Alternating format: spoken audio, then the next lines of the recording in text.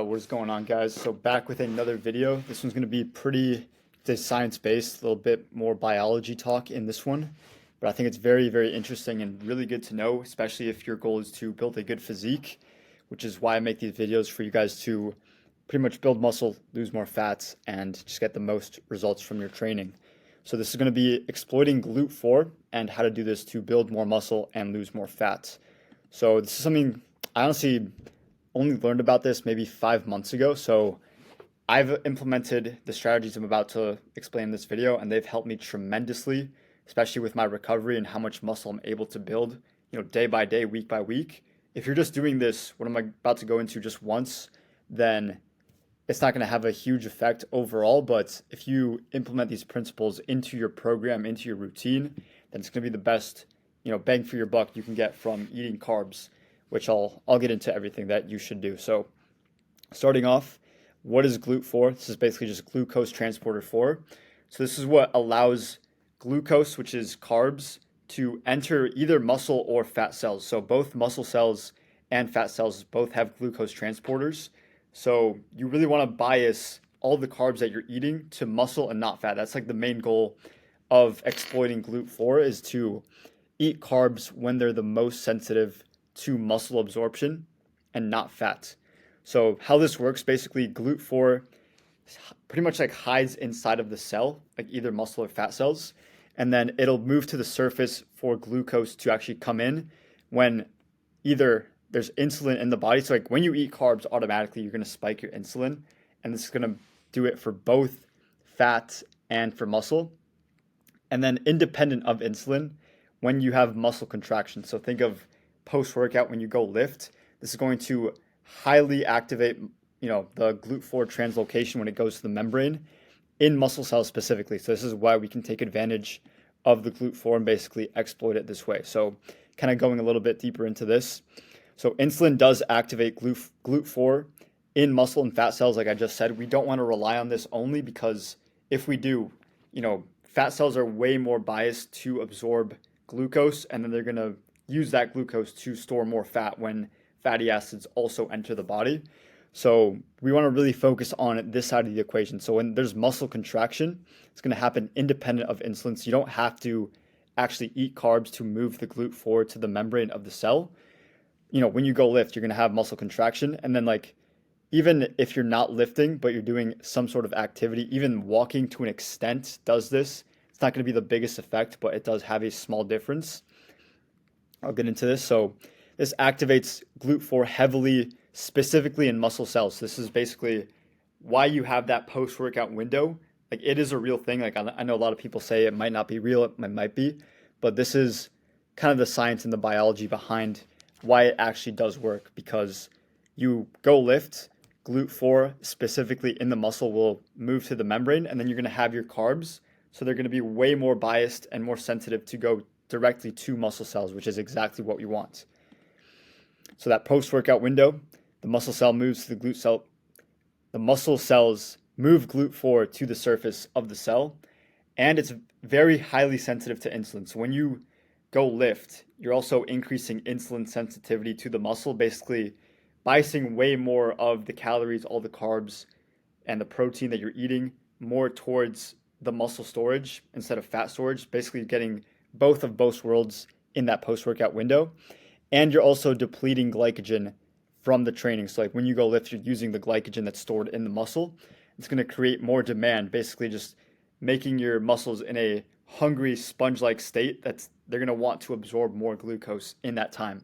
So the best way to do this, 0 to 2 hours after you lift, is when the activation is highest. After this, there's still going to be activation, but this is really when you want to take advantage of that window, is ideally right after you go lift. Like for me personally, I go to the gym, I'll do my lift, and then I also do some zone 2 cardio to further increase both GLUT 4 and insulin sensitivity. It takes me about 20 to 30 minutes depending on the day. And then I'll go drive home, 10-minute drive, and I'll have my post-workout meal, high carbs, high fats, not high fats, high protein, low fats. And it's going to be the best to do, taking advantage of all this here. So also I want to talk about glucose versus fructose, because we're using glucose for GLUT 4, and it's going to be how to take advantage of this. So glucose uses the GLUT4, like the glucose transporter 4, to get absorbed by muscle or fats.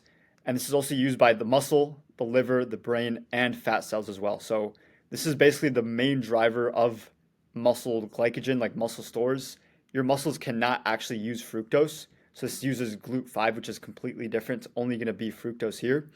And fructose has no effect on the muscles. It's only going to be used by the liver and then converted into fat. So this is why you don't really want to focus the majority of your carb sources only on fruit and honey. Like, I'm not saying to completely neglect those. There's a time and place for them, especially in the post-workout meal when you actually want to have those. But the majority of your carbs should be glucose-based. Like, I like to do a lot of white rice, some sweet potato is good, and just find those carb sources where you're focusing on the glucose and have some fructose sparingly. It should not be the main driver of your carbs. So combining glucose and fructose in that post-workout meal, like I just said, is the best way to do it because you're refilling muscle and liver glycogen when they're the most depleted. So like when you go lift after you're doing a workout, you're going to be pretty depleted from actually exercising. So you're going to be in a more sponge-like state. This is when you want to have the fructose and the glucose combined as well. And pretty much final steps on how to do this. So pretty much you want to eat your carbs pre and post workout. This is going to be good for the training demand of the workout, and then post workout to take advantage of when GLUT4 is at the muscle cell membrane. And then we're just going to have these carbs right here. The majority of them should be post workout. So pre workout you should have some glucose, but then post workout should be, I'd say, like 60 to 75% of your carbs should be in that post workout meal. And then majority glucose over fructose, like we just covered. Also, walking after high carb meals. This is what I was saying earlier about, going for a walk can actually, to an extent, activate GLUT4. So for the post-workout meal, what you could do is you have that meal. It's going to be high carb, high protein, and then go for like a 5-10 minute walk right at like a little bit after it. Doesn't have to be right after, but it's going to further increase delivery to muscle cells instead of fat storage, just further increasing that. And then avoiding high carb and being sedentary. So like when you have high carbs, you're spiking insulin. You don't have any training demand if you are sedentary. So GLUT4 is going to be equal in both the fat cells and the muscle cells. So it's going to be pretty much competing for both. Versus when you're training, the muscle cell is going to have way more activation. So all of these carbs coming in is going to go way more towards muscle storage, and it's going to be the best way to time your carbs. And then also increasing your insulin sensitivity further just increases the nutrient partitioning into the muscle cell specifically. Basically, the whole point of this video and the whole point of understanding GLUT4 is to know when to have your carbs specifically in that post-workout meal and taking advantage of how to train to get the most from the carbs that you eat. So you can have carbs outside of the workout window. Just know it's going to be more biased towards fat storage because both, like I just explained, both fat cells and muscle cells have that GLUT4 activation when insulin spikes. But when that muscle contraction is there as well, it's just going to further increase that. So it's going to be a pretty quick video. That's really all I have for you guys today. If you guys have any questions, feel free to DM me on Instagram. And then if you guys want to work with me one-on-one, there's going to be a link in the description as well to schedule your call and just see if it'd be a good fit. So hope you guys enjoyed this. I'm going to be bringing a lot more of these. And let me know if you guys like this little bit more science-based explanation, like a little bit more biology. I like to obsess about the biology side of things because I think that gives you the biggest advantage to your training and to your progress.